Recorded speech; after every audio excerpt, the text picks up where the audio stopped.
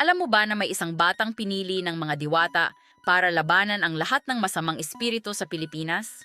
Si Barok, 13 taong gulang, ay nagising sa isang lugar na puro puting liwanag. Hindi niya maintindihan kung nasaan siya. Pagkatapos, isang matandang lalaki na may mahabang puting damit ang lumingon sa kanya. Ikaw, Barok, ay pinili ni Bathala.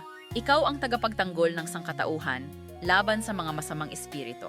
Bumalik ka sa iyong bayan at gamitin ang iyong kabutihan. At bigla na lang nawala ang matanda. Dilim na lahat.